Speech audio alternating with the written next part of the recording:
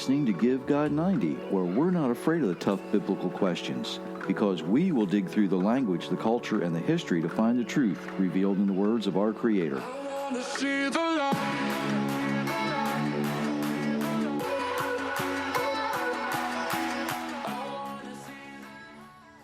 Well, hello, everyone. Thank you for letting me share part of your day. My name is Jerry Mitchell, your host for Give God 90. Thank you just again so much. We appreciate when you let me be with you for a little while. I'm looking at about 6 different things here, so bear in mind. Myra's not here today. She's working. She has left me unsupervised, or maybe partially unsupervised today. She may be listening, depending on what her job requirements are today. So if she is, I'm sure she will find a way to let me know.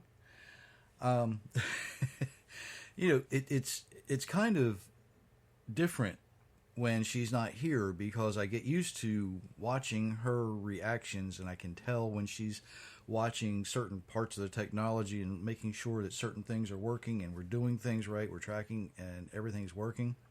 So I have to do all of that by myself now, and it's a little bit distracting, to be honest with you. So just saying. If I seem to get confused a little bit, it's because I'm trying to keep everything on track.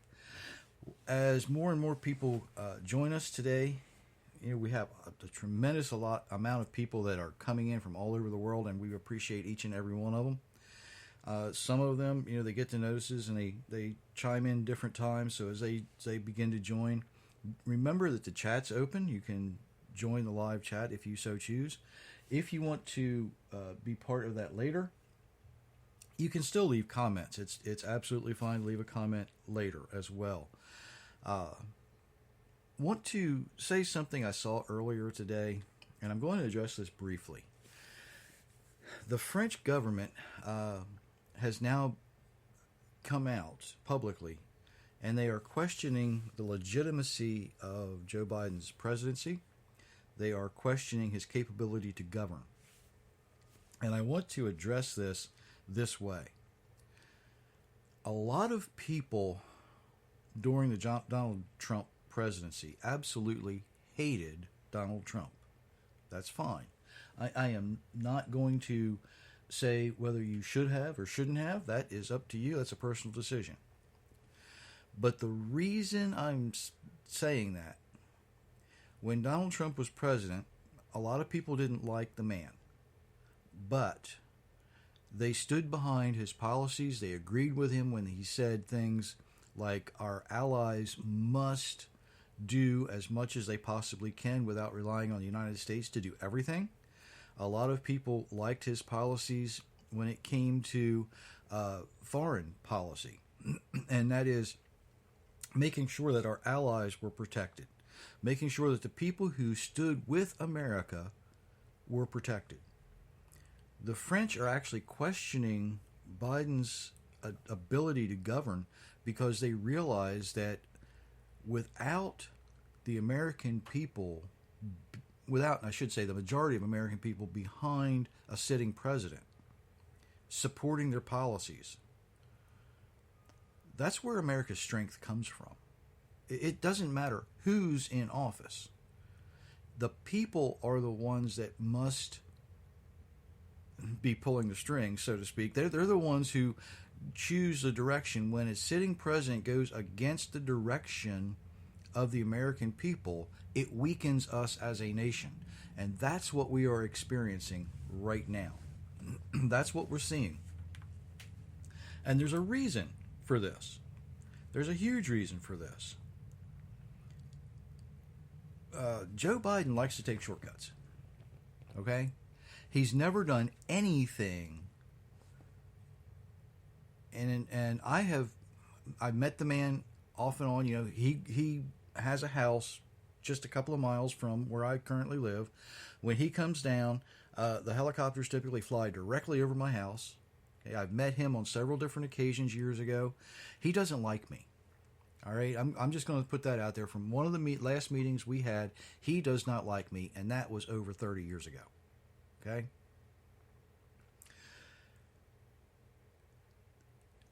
And the reason he doesn't like me is I told him the truth.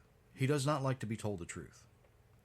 So I have been around him. I've met him. I've heard him speak personally several times. I've been in his presence more times than I like to be.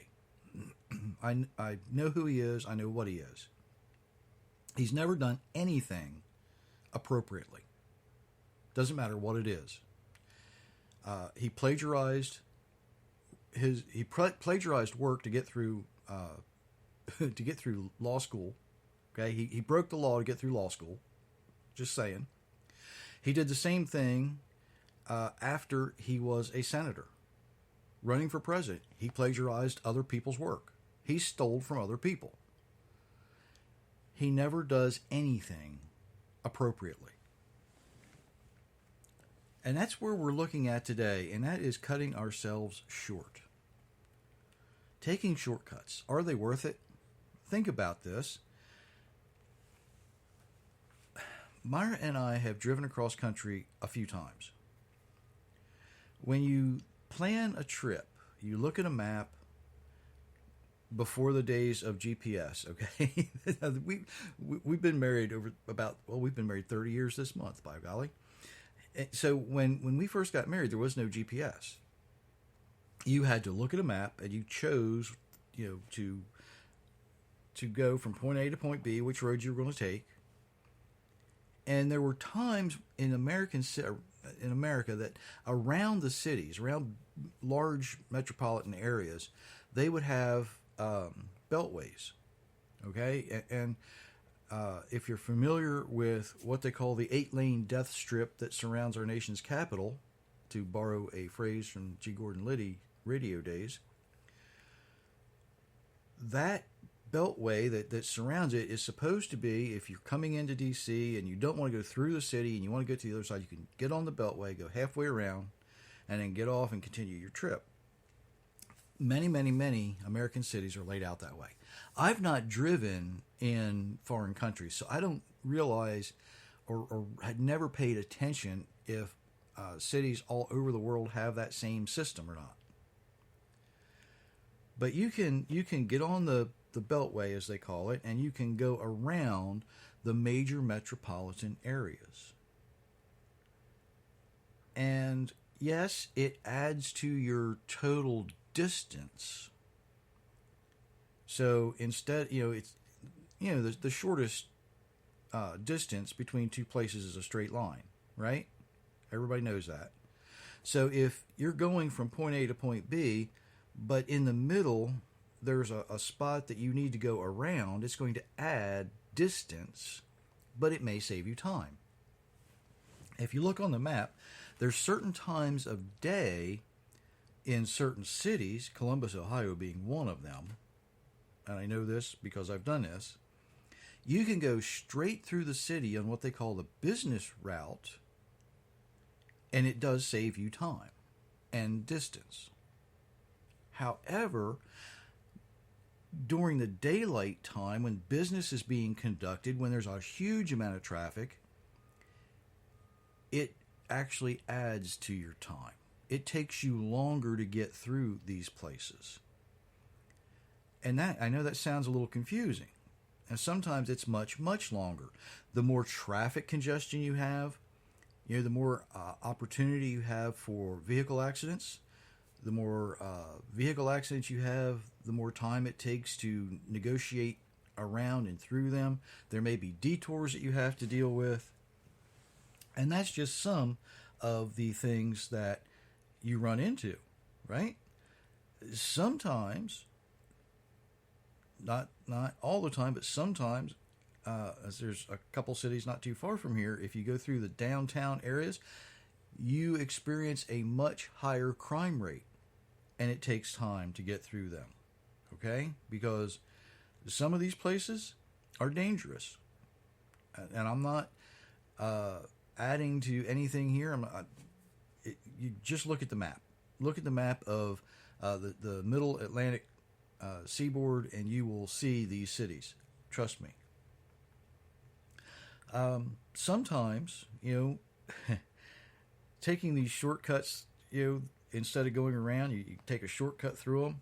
It adds to your time, because, well, there's places you need to stop at that store. You need to stop at that antique shop. You see things, right? You see things on these business routes and ooh, that's shiny, that's pretty, that looks interesting. These places of interest, as some people call them, you stop and you take time, you waste time, you spend money that you probably don't want to really spend anyway. But all of these things, if you're on a trip and you are trying to reach your destination, all of these things can distract you from reaching your destination. You think you're taking a shortcut, but really what you're doing is you are prolonging the amount of time it takes you to get from point A to reach your destination, where you begin to where you're going, where you're going to end. All of these things can be very, very expensive sometimes too. They can cost you more than time. What is it about taking shortcuts? What is it about taking shortcuts? Is there something in Scripture that tells us don't do that? Well, yes, there is. Okay?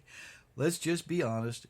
When it comes to whatever we might think about, especially if it's bad for us, we know that it's going to be addressed in some way in Scripture.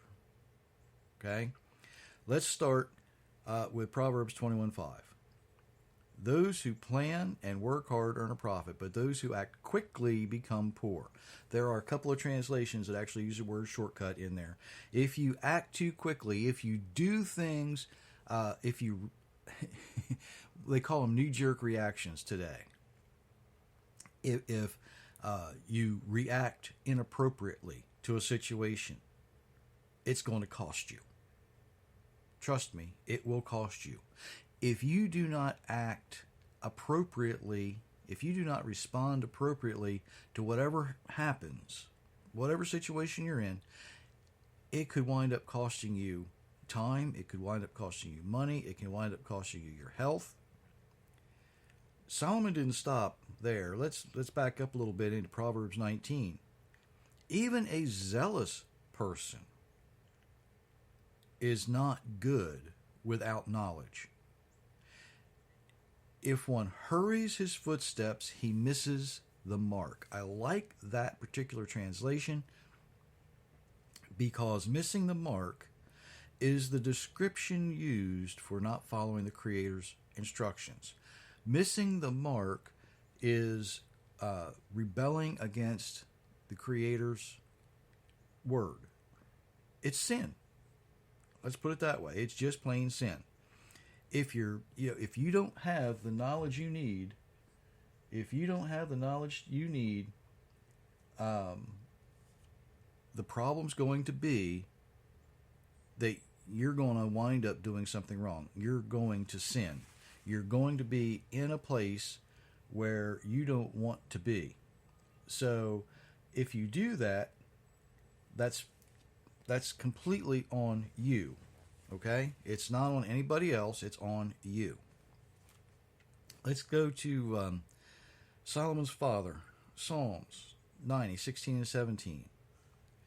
May your work be shown to your servants and your splendor to their children. May the favor of the Lord our God rest upon us. Establish for us the work of our hands. Yes, establish the work of our hands. So what we see here is something quite amazing. May the Almighty's work be an example to us. And may we, he's asking, let us receive your favor. Show us how to do what we need to do. That's what he's asking for. He's not asking to get it done. He's not asking the Almighty to do it for us. He's saying, show us what we need to do. You know, Yeshua, Jesus does the same thing. In Matthew 7:13, yeah, I'm going here. Enter through the narrow gate. The road that leads to hell is a very easy road, and the gate to hell is very wide. Many people enter through that gate. There's a Facebook and other social media meme that's going around that talks about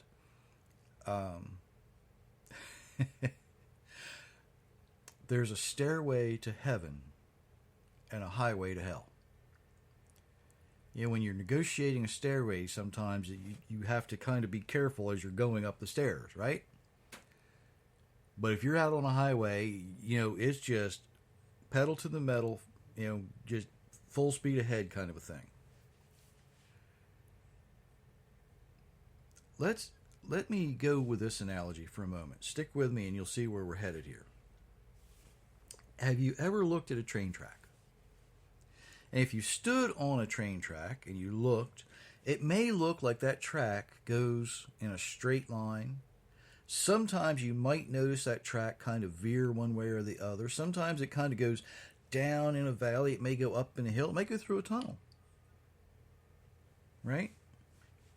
Now, if you've been on this straight path,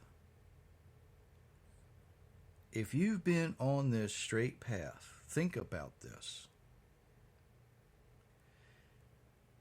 You get to a point, maybe, let's back up for a second. Maybe you've been riding the train. Maybe things have been pretty easy for you.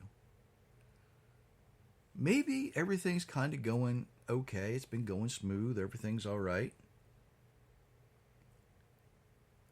And for some reason, you get off the train.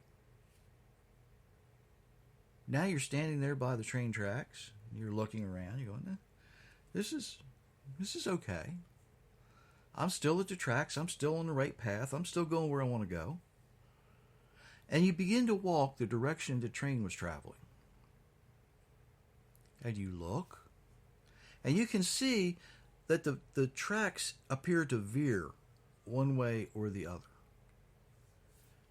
And you say, well, you know, it looks like it's kind of flat and easy traveling.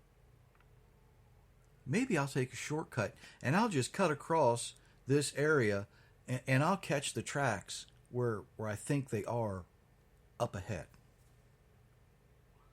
Well, the problem is, as you're traveling through that shortcut area, there are things there, and I hope you aren't distracted too much by the sirens today. The things that may be out there in that shortcut area may try to harm you. You know, there could be holes out there that you didn't see. There could be serpents out there that you didn't see.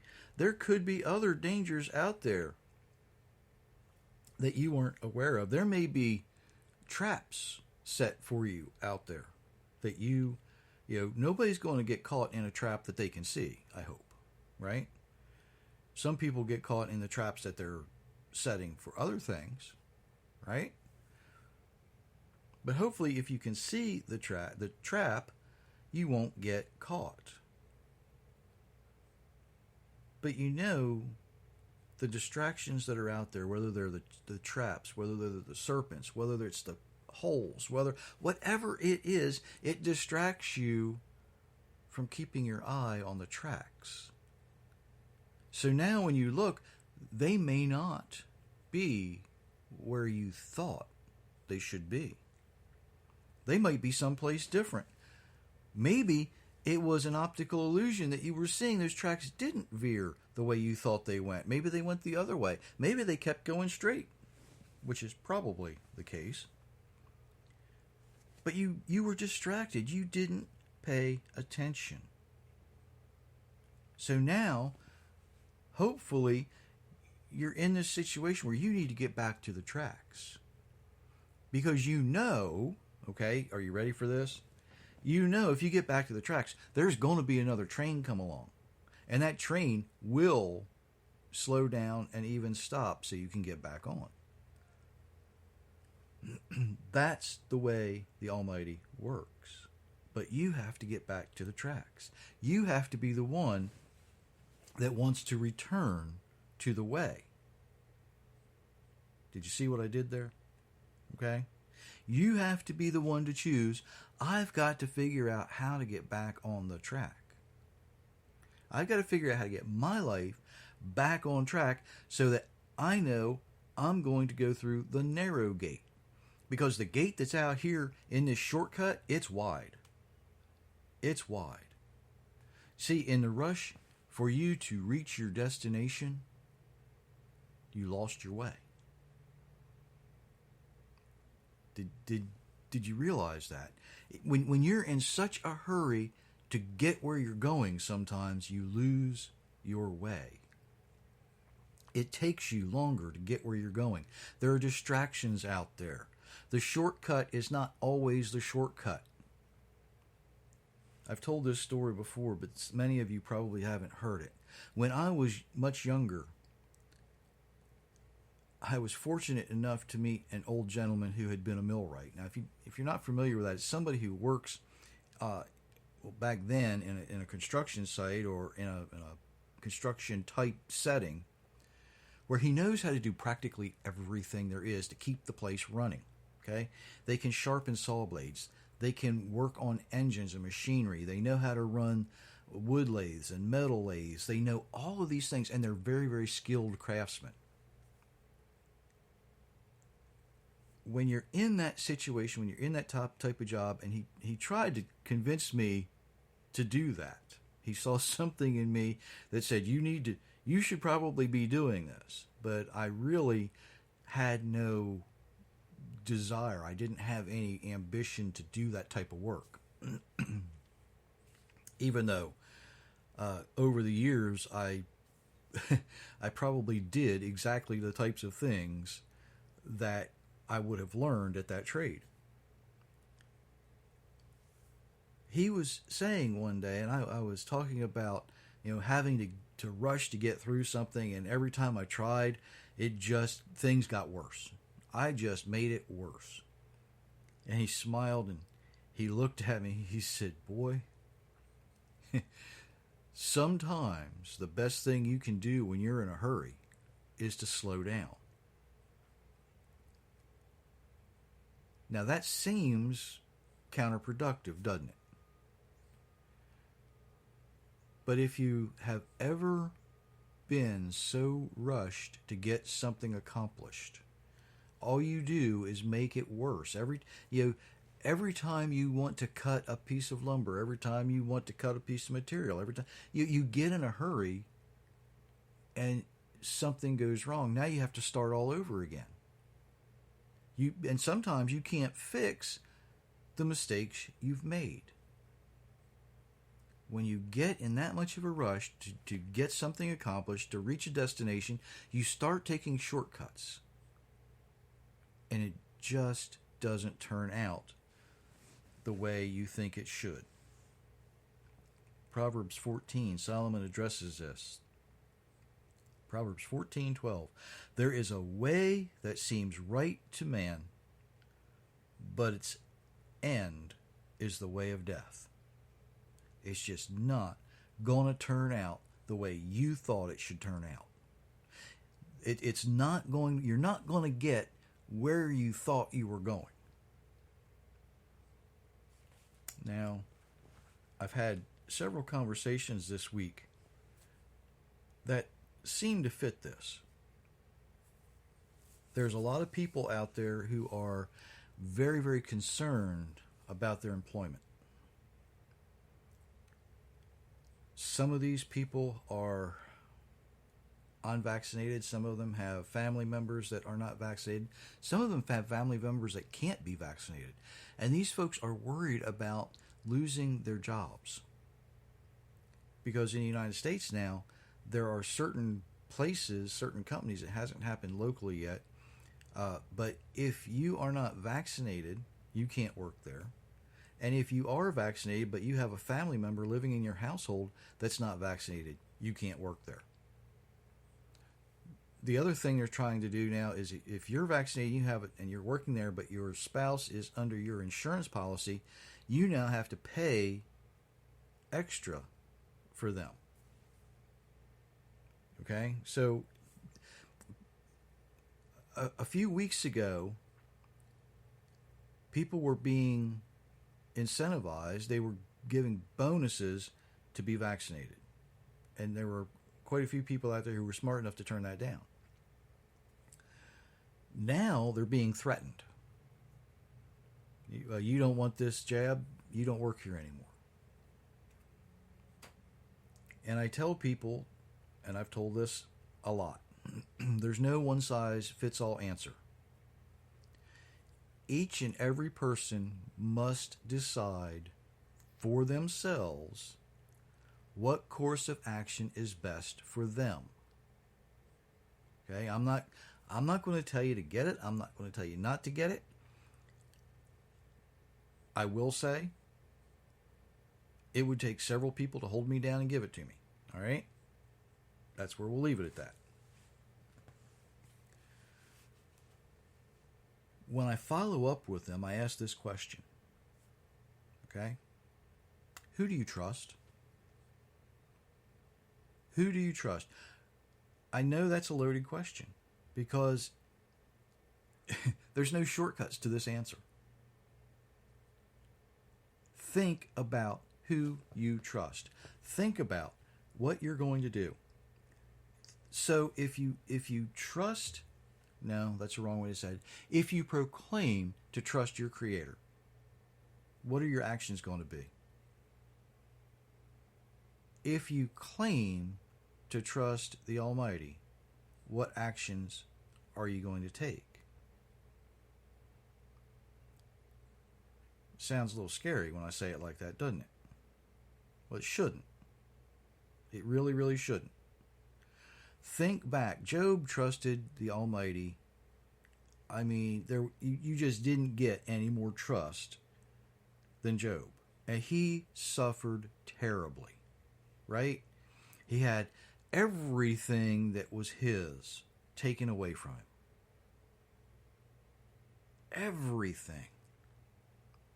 He had friends that would sit with him and say, Job, you just got to deny God. He would never, if he was really your friend, he would never treat you this way. He'd never let anything like this happen to you. And Job said, well, yes, he would. Yes, he would. You see, what Job's friends didn't realize, that as much as Job trusted God, God trusted Job.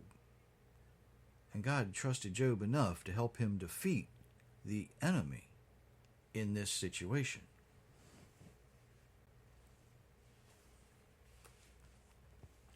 Don't forget that Jesus, Yeshua himself, trusted and was faithful to the Father, right?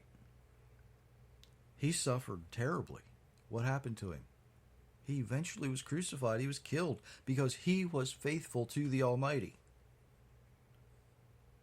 Did either of these men complain? Well, Job did a little bit, but not much. He got himself set straight.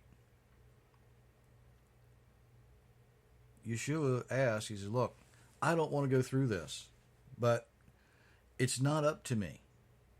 It's up to you. What are you willing to do to remain faithful to your Creator? You know, some people actually are willing to give up their lifestyle. They're willing to give up their riches. Other people are not. Some people are actually willing to pick up and go where they're sent. Other people wouldn't do that. So, some people are actually willing to go where it isn't comfortable. To leave the land of their fathers and cross the river. Others are not. Some people are willing to build a boat.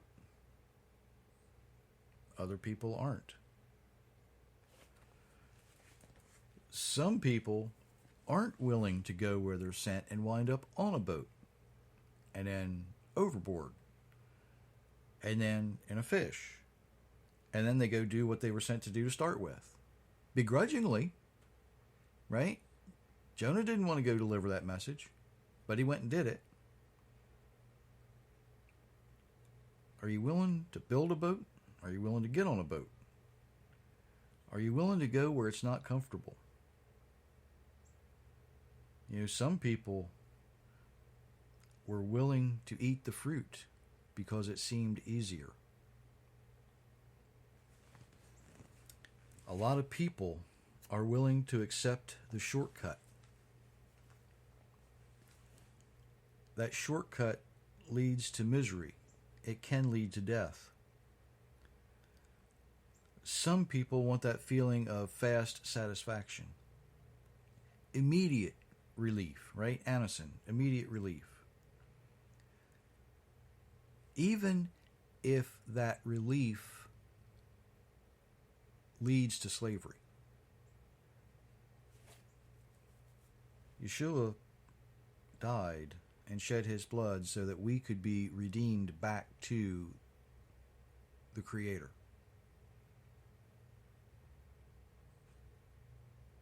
And now it seems that more and more people are willing to be bound under the authority of evil. They try to convince themselves they're going to reach their destination. They're going to save time by taking a shortcut. It'll be okay. It'll be okay. But when they get out in the area of the shortcut, they get lost. They get bitten by the fiery serpents, so to speak. Eventually, they can't see the tracks. They become so distracted, they don't know which way is back. They don't know how to get their life back on track. That's where Give God 90 can help. That's why Give God 90 is here. You can visit givegod90.com and it will lay out a plan to improve your life, doing nothing other than making little changes that you can live with every day that will eventually improve your life, the lives of the people around you, and it will have you living the lifestyle that the Almighty designed you to live. You can't rush it. It takes time. You didn't get where you are today overnight. You can't change it overnight. It takes time to learn how to live the way the Almighty intended and designed you to live. Your life's going to change. Your life will change. It may not look like what you expected it to look like. It might not look like what you thought you looked like. It might not look anything like you expected your life to look. But the world is changing dramatically and very, very quickly, sometimes day to day. If you think for a second that you can live your life the way you've always done it from this point on, you're lying to yourself. You're trying to fool yourself. You can't. The world's changing. Your life has to adapt. And you can either adapt to the world's viewpoint or you can adapt to the lifestyle that your Creator designed you to live. Put your complete faith, your complete trust in Him. Follow His instructions and do the things He would ask you to do. Don't take the shortcuts. Don't act too quickly. It will lead to death. Guarantee it. Every time. Is it easy to live that lifestyle? No. Not always. It's not hard. Yeah, you get persecuted. Yeah, if your Creator trusts you as much as He trusted Job, you could find yourself in Job's position for a while. Job didn't, die there. Job lasted through it. Think about how Jesus, what happened to him? Oh yeah, he was resurrected, right? Yeah, think about that. That doesn't sound like such a bad deal. What is it going to take? What are you going to need to hear to live the way your Creator designed you to live? Will it take being threatened. You know, there's a lot of people out there who were coerced into doing things they didn't want to do. There are a lot of people out there who were not only coerced by their employers, but by their families into doing things they didn't want to do. And I have said, and I will stand by, there is grace in that if you're willing to repent. Now, I'm going to give you this warning about that if you just had this thought. Don't think, well, I'll just go get the jab, right, and get through it, and then repent later. That's not true repentance. Okay, that is that's trying to use some extortion on a spiritual level, and that never works. That's taking a shortcut, and it will lead to death. Don't do that. Don't sit on the fence. Choose who you will serve and how you will serve them. It's up to you. The choice is yours. You still have that power. Your life may not look like you thought it was going to look. You may not be where you thought you were going to be. You may be uncomfortable doing whatever it is you're going to do. But the cool part is it's worthwhile. It's worthwhile. You may have to change jobs. You may have to become self-employed. You may have to find something to earn a living, right? But here's the even better part. If you do that, you're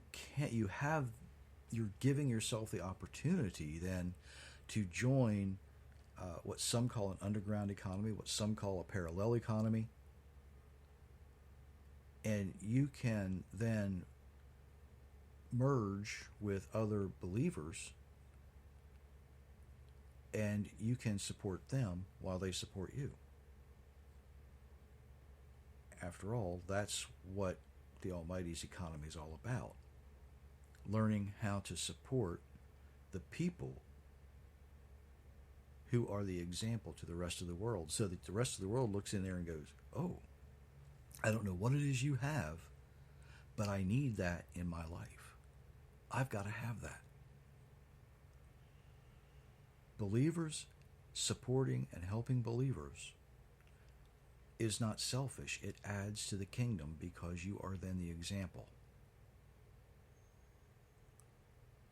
You are the example. When others look in there and they say, well, this group of people, you know, they kind of got together and they're supporting each other and they're uplifting each other. They're healthy, they're happy, they're joyful. They might not have much, but look at how happy and healthy and joyful they are. I got to get some of that. That's what builds the kingdom. Ladies and gentlemen, I hope this has been a blessing to you. I really, really hope that you have had the opportunity to hear this in the spirit that I want you to hear it in. Don't rush into anything. But at the same time, don't be too slow either. Choose who you will serve. Open your heart and serve them. Until Thursday, I wish you many, many, many blessings.